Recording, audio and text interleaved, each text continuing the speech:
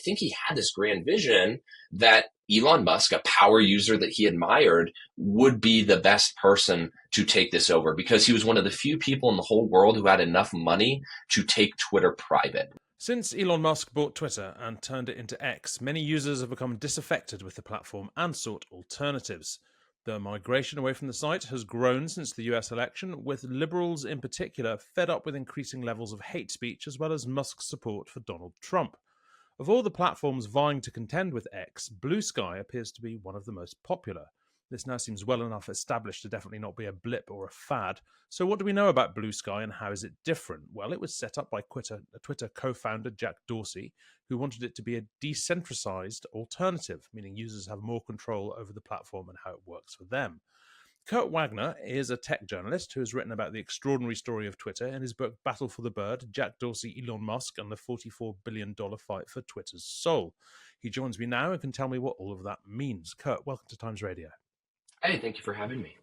Real pleasure. Look, Blue Sky came about because the Twitter founder, Jack Dorsey, wanted to avoid what he reckoned had been the mistakes of Twitter. What were those mistakes in his view?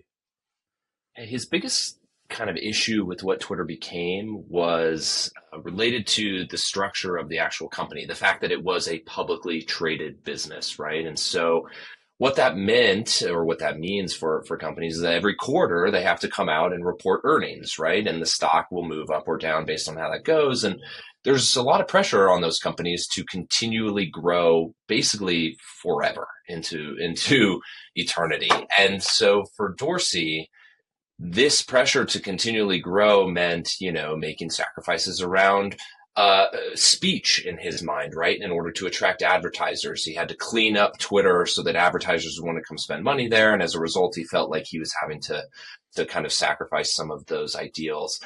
It also meant pressure to always, hire more people, continue to cut costs so that profits are high, like all of the struggles that come with that constant reporting. And for him, the idea of Blue Sky, which we can get into, but is this idea of a decentralized network that's not tied to a single company, was much more appealing and something that he thought, at the very least might solve the free speech issue that he was struggling with. So, coming back to Blue Sky itself in just a moment, but that's a really vital distinction because Dorsey is understood by many as being this sort of like uber woke tech guy who was in love with censorship for its own sake because he was on some moral mission to improve discourse. Right. Whereas you're saying, actually, that's not true at all. It was a corporate consideration. That's right. And that is sort of one of the things I think my book gets into a little bit is this bit of a misperception around at least the ideals that he had, right? Now, you could argue actions speak louder than words, right? Like whether or not he believed these things, he still took action as the CEO of Twitter that a lot of people disagreed with. But I think it made him incredibly uncomfortable to do things like kick off, U.S. President Donald Trump when Twitter did that several years ago.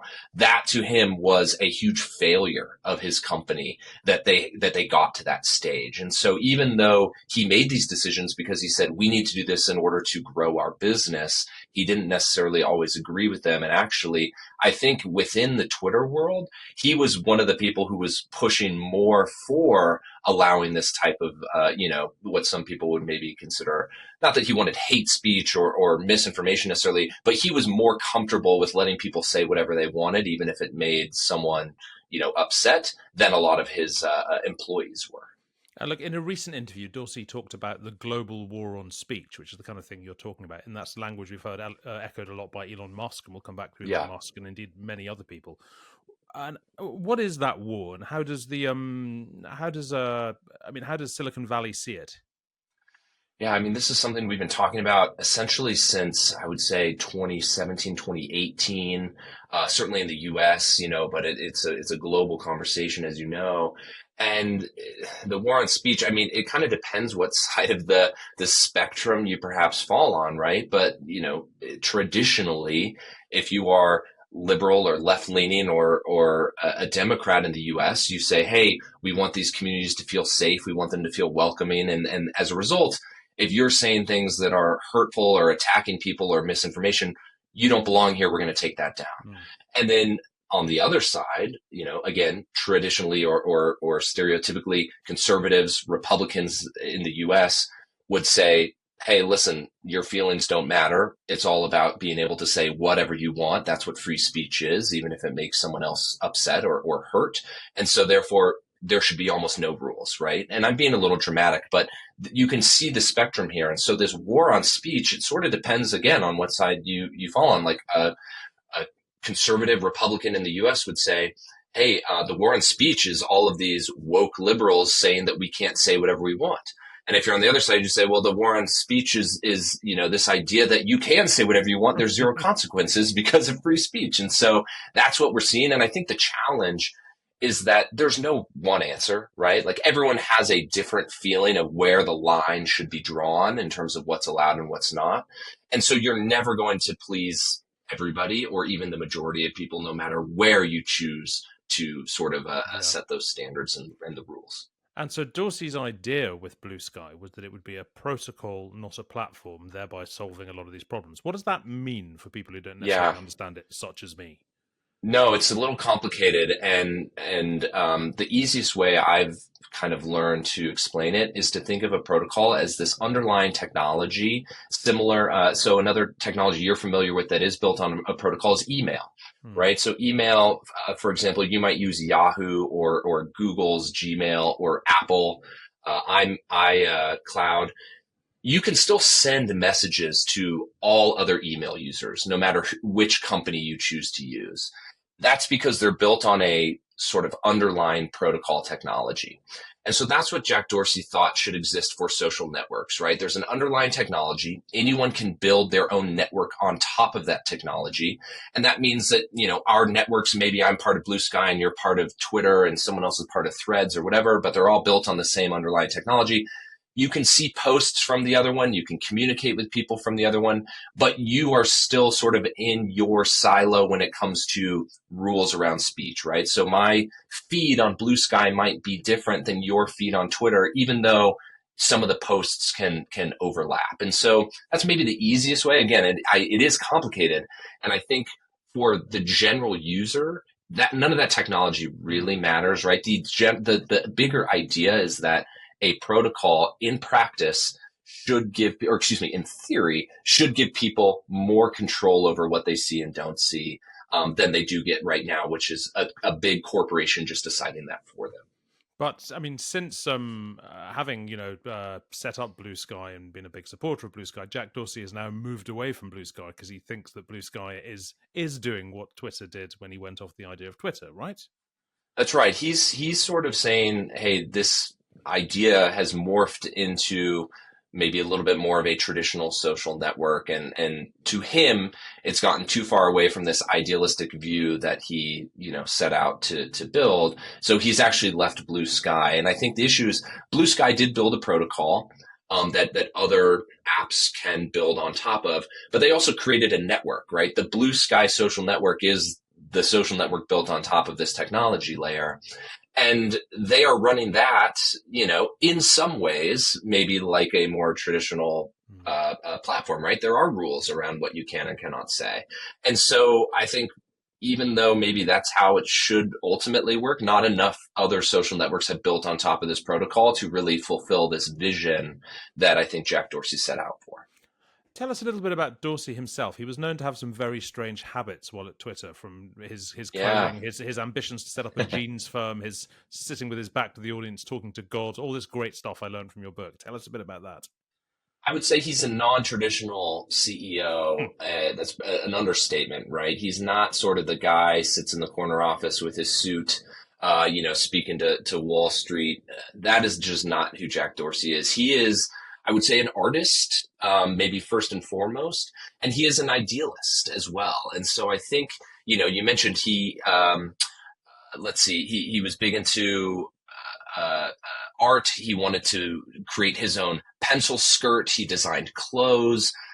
He liked to challenge his body physically, so he would literally do like a fast for 48 hours. He wouldn't eat for the entire weekend, or he would jump into a hot tub and then immediately into a cold plunge and back into a hot tub. Like he's just the kind of person who is untraditional. And I think some of that is that, he's never been married. He doesn't have any children. He's sort of just has himself to go out there and do these things, right? And so I think those types of experiences, those personal experiences he lived, impacted the way that he ran his companies as well, because he wasn't a traditional guy. He didn't manage in a traditional way. And I think in some cases with Twitter, that was a benefit to them. And then I think in other cases, it was a huge hindrance because, when you are a publicly traded company, you need to do certain things the traditional way. And he didn't necessarily want to do And look, it's a hell of a big question to ask in the couple of minutes I can allow you to answer it. But what was the that. relationship like between him and Elon Musk? Because there's this sort of Yeah. emerging view that Dorsey was the old Twitter, the woke guy, Musk is the free speech libertarian. Of course, it's much more complicated than that, right?